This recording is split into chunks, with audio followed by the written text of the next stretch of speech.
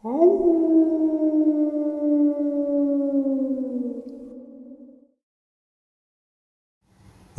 greetings and salutations, everyone. I hope everyone is doing well today. And welcome back to tonight's second half. Before we jump into it, a couple links. As you know, I rely on Patreon, PayPal, and the merch to help the channel to continue to grow and go. Links to Patreon and PayPal are in the description below. The merch is displayed directly under the video. Also, Dogman, Frightening Encounters, Volume 1 through 3, the audiobook versions. They all were written and researched by Tom Lyons, narrated and produced by me, Jeff Nadolny. Those audiobooks are available on Audible, Amazon, and iTunes, links to which are also in the description as well. And finally, last but definitely not least, if you'd really like to help support this channel to continue to grow and go, simply subscribe. It does not cost you a cent. Click that like button. Takes half a second. If you don't want to miss out on any of the informative uploads I put out daily, click that bell icon, and folks, please leave a comment. Why? Well, because all these things, they really do help this channel to continue to grow and go, and they definitely do matter. Now, everyone, I have taken far too much of your time. Let's jump into tonight's second half, shall we? Today's first encounter. To this day, I still don't know what happened or how to explain it. I live in Yorkshire, England, which in some places is a very green area with loads of trees and hills, etc.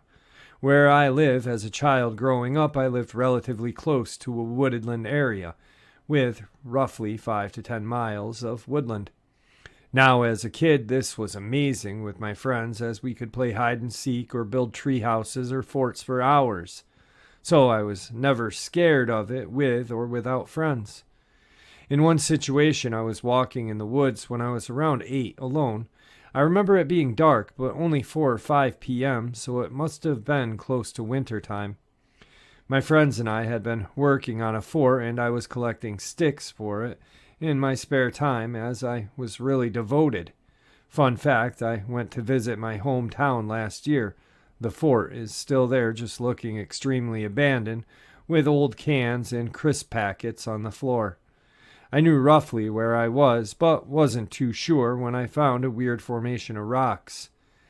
It didn't mean anything to me, as me and my friends made things like this, but this was not us, and it was definitely man-made. I decided to stay around the area because I didn't want to get lost. After 2 or 3 trips back from there, or to our fort, I noticed a deer in the woods. My dad had told me there were deer and fox in the woods, but uncommon to see, so I was excited and followed it. Now looking back on it, it moved very unnaturally, with it almost jumping and skipping like it was brand new to walking on 4 legs. Now, as a kid, I didn't think anything of it because I had never seen a deer before, so I didn't know how they moved. A couple of minutes after following it, I tripped over a rock and made some noise and some sticks. The deer froze. It turned slowly around and stared my direction, so I slowly got back up and stared at it from behind the tree. It started sniffing around the stones and suddenly stared at me. I'd say it was 100 to 150 feet away from me. I was scared and ran away. I ran for a minute or two until I caught my breath. I remember I had a mixture of excitement and nervousness. I turned around to look back in the direction I had run from, and to my surprise, the deer was there staring at me. I hadn't heard anything following me.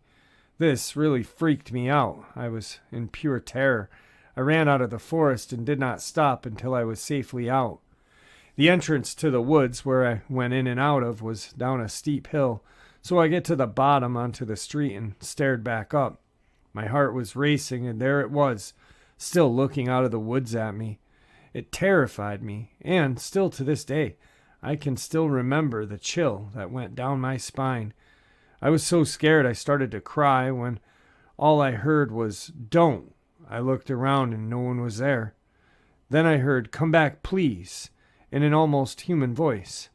I could make out the words, but it sounded almost inaudible, like an old radio. I ran to my house and cried to my mom and dad, but they didn't know what to say. I had nightmares, but still couldn't figure it out. I didn't go into the woods for a good couple of months until I started going back with friends again. The woods gave me a chill, but I never had an experience like that again. Today's second encounter.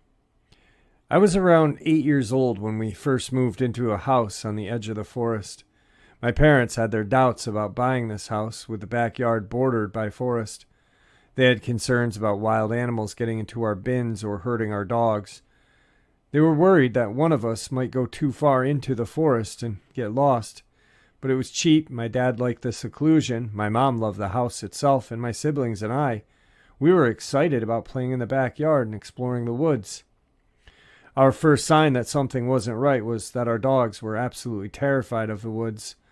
They never went into the forest for any reason. If a toy they had been playing with found its way past the tree line, they refused to retrieve it. And when one of us went in, they would pace anxiously until we returned. On occasion, we'd notice the dogs staring at a spot in the forest in obvious distress, sometimes growling or barking, but we could never see anything there. My brother once carried one of the dogs into the trees to show her there was nothing scary about it, but she wiggled out of his grip and sprinted to the house in panic. If we were in the backyard when it was getting dark, we sometimes would hear noises like someone or something walking through the forest, sticks crunching underfoot, branches being pushed aside. If we called out, there was no response.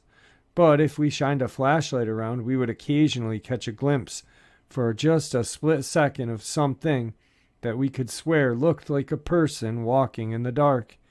My parents quickly banned us from entering the forest at all after dark, and even during the day we weren't allowed to go too far from the house. My sister's bedroom window looked out in the backyard and the forest beyond, and she remembers looking out her window one night and seeing a shadowy figure standing right at the edge of the backyard. She said there was something wrong with it, like it wasn't quite standing on the ground. It was a little too tall to be a person, sort of distorted, and she said it was convinced it was staring at her. She called my dad, saying there was a man in the yard staring through her window, and when he ran outside to chase off whoever it was, she continued to watch the figure. It didn't move away, but when the light from our dad's flashlight passed over it, it suddenly wasn't there anymore. We regularly heard knocking at the back door at night with no one there. Our parents thought it was teenagers playing pranks and stopped bothering even opening the door, until one rainy night when the knocking was persistent and agitated. My mom pointed out that there may be someone needing shelter from the heavy rain outside, but when she opened the door, not only was no one there, but there were no wet footprints on the porch. The knocking continued the whole time we lived there. It would happen several times in the span of a few weeks and stop for months, then start up. My parents eventually installed security camera, and there was never anyone at the door. The camera wasn't all useless, though. About 3 years into living there, my brother started having night terrors and sleepwalking.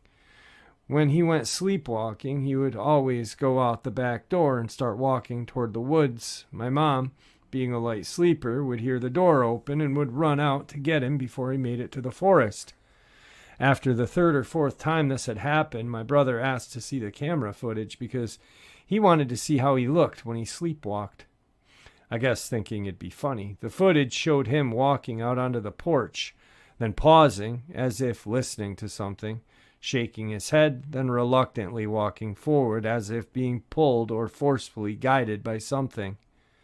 One evening my dad was in the backyard and he heard my sister calling him from the forest, seemingly in distress. Thinking she had gone exploring in the woods and had fallen over and hurt herself, he ran in, started calling her name, but quickly realized that it was far too dark to see her, and he could not pinpoint where her voice was coming from. He told her to wait where she was while he went and grabbed a flashlight.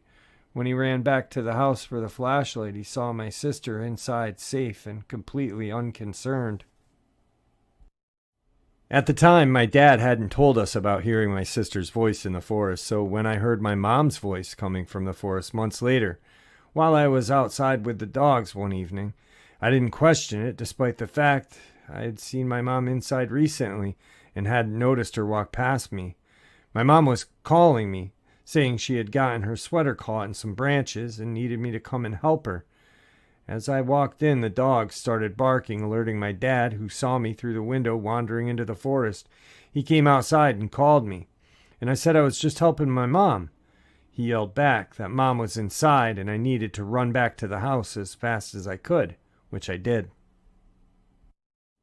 After this, my parents had a fence built around the backyard and started looking for a new house. In the time between the fence being built and us moving out, it got worse. We'd hear knocking on the door more regularly, as well as tapping on the windows as if someone or something was walking the perimeter of the house and trying every window. We'd often hear scratching or scraping sounds on the fence and voices beyond it. My brother's night terrors got worse and frequent, and one night my mom did not hear the door open and he was sleepwalking. He woke up standing at the fence staring into the forest with the dogs barking at him. The last morning we spent there, less than 4 years after we had moved in, we all woke up to find the back door fully open. The security camera footage showed it slowly swung open on its own. Since moving out, my brother's sleepwalking has stopped, though he still has night terrors and still suffers from pretty severe anxiety.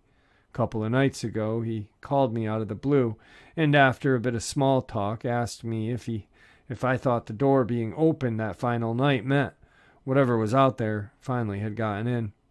He was trying to make light of it, saying he was getting into the spirit of Halloween, joking about how maybe we all should be exercised just in case something latched on to us all those years ago. But I believe he's deeply bothered by everything that happened. I still get nervous around dark wooded areas. I don't know what I think was out there in the forest behind the house at night, but I get the feeling that given the chance, it would have swallowed us whole. Today's third encounter. I was practically raised in the woods. I spent a large amount of time out there, both day and night. I wouldn't call myself a woodsman, mostly because I don't have a flannel shirt unbuttoned halfway down my sternum or a big bushy beard. But all of my experiences with the woods and various sounds you hear in them are from Appalachia, the Pacific Northwest, and New England. I have no real experience with nocturnal animals found in southwestern United States, which is where this happened. I am not familiar with the desert creatures, though I've heard the chosen one partied with them occasionally. Since I didn't see anything, I can't tell you what it was. I probably couldn't tell you what it was even if I had seen it, but it's the sound. I've heard all kinds of nocturnal animal and insect sounds, and I can identify a good number of them. But whatever this was, it chilled me to my bones. I was visiting some friends of mine who live near Van Horn, Texas. One morning at around 4 a.m., I was outside smoking a cigarette. I started to hear what sounded like a few dogs barking off in the distance. Nothing out of the ordinary. One of their neighbors had 2 or 3 of them. I figured they had just seen some type of animal or something and got them all excited. Thing was, as I continued to smoke, I started to pick out something different that was mixed in with the barking. It caught my attention, but nothing more.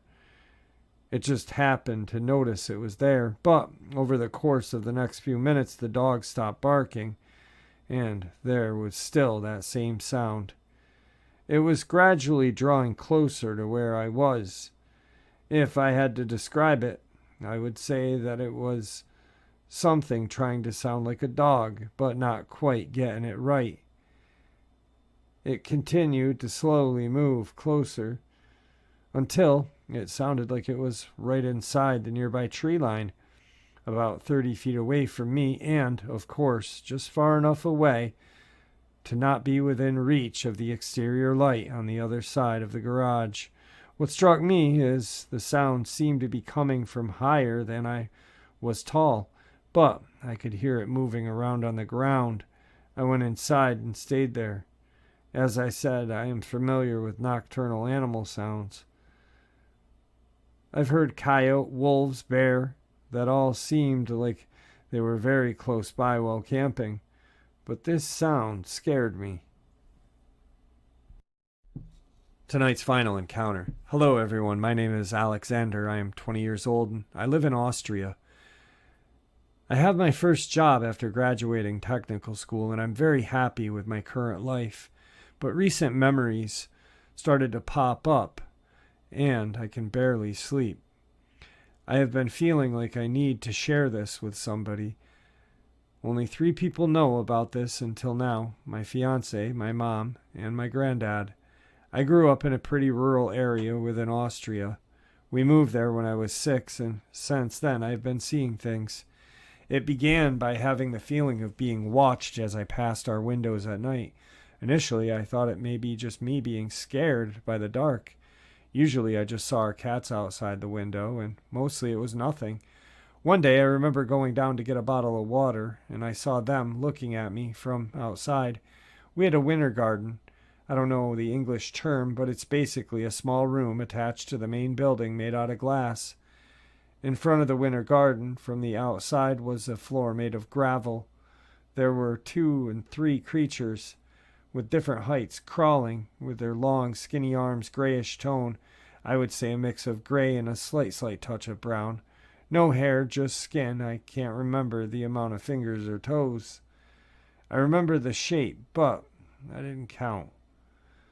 The reason I said looked was because they had no eyes. Humanoid body, but very long and skinny. I can only describe their body type like one of those very skinny pre-puberty kids from school. The big one was 2.5 meters in height, since the winter garden was that height as well. The second one was a bit larger than me when I saw it at first, so I assume 1.6 to 1.7 meters.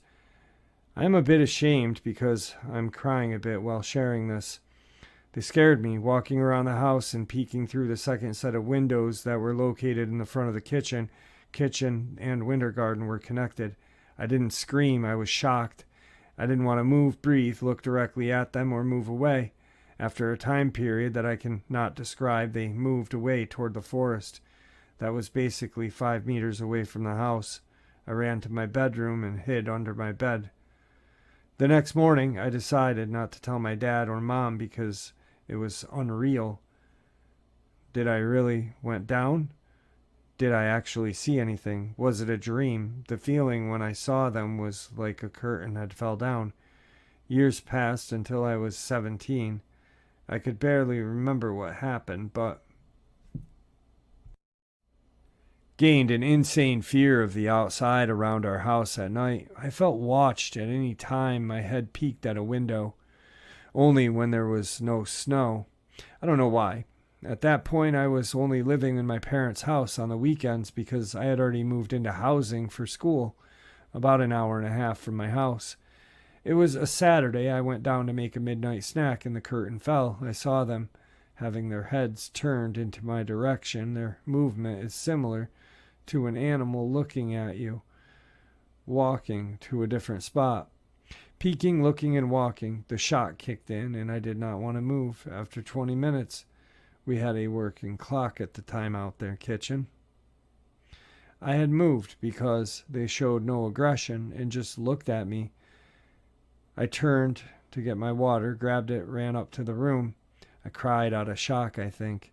The following months it happened again and again, to the point that I got used to pull myself together and move. I ate cornflakes while they watched me. At this point, I was already convinced I had turned insane. Everything I saw was an illusion, hyper-realistic schizophrenia, something like that. Closely after I turned 18, I know this because that was closely before I moved out because of a dispute with me and my dad. I started looking a bit closer at how the surroundings reacted to them. The gravel, the stones moved by them stepping on it. They were moved by their arms and feet, just so slightly, just like when you step on it. The shock set in again. I started to cry again. They moved, as always, slowly away around the house, inside the forest. The night had haunted me forever. Every time I try to recall that night, I get into a shocked state. There was a balcony in front of a big window that was also a door that I could fully open. In front of the balcony was the gravel floor, so basically the winter garden roof was my balcony. It was a very warm night, so I had opened a window and the curtain blocking potentially insects from going inside. I was lying in bed trying to sleep. I could hear footsteps on the gravel. Could have been cats, but I kept listening. I used the indirect light from the screen on my smartphone towards the curtain. The curtain moves barely to the side. The head peeked. The biggest one of them climbed up the winter garden on top of the balcony. Shock sets in, and my body doesn't want to move out of fear. My head moves backward, and the curtain wiggles a bit. I hear gravel sounds. I move away a few weeks later because I couldn't do my mandatory internship from there. I never saw them again. Afterward, I finally started talking about it with my mom and fiance and my grandma. Sorry for the poor structure and lack of detail. My English is not my first language. This is more out of my heart. Currently, I'm watching Stranger Things with my fiance on Netflix, and it brought up a lot of trauma. All right, folks. Some very terrifying encounters. Got a bonus upload set for a little bit later on tonight. But I am working on an upload for tomorrow morning that is absolutely mind-blowing. When I say this, I mean it 100%. My mind is blown. My mind is blown that no other researcher prior to me has ever mentioned this. It's been overlooked by every researcher. I have done extensive background into looking at this, and no one has spoken about this Dogman, these experiences and stuff like that.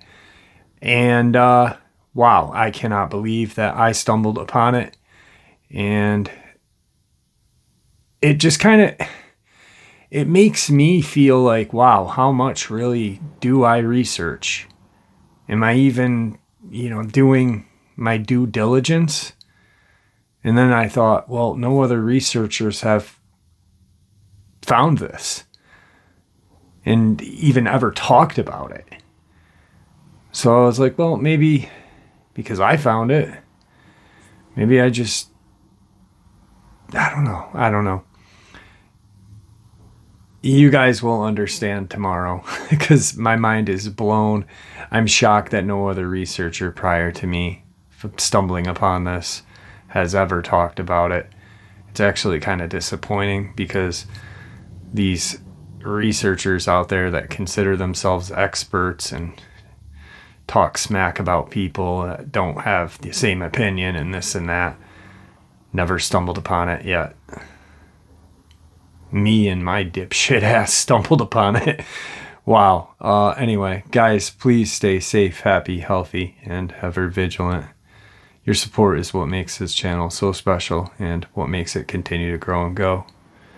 God bless you all.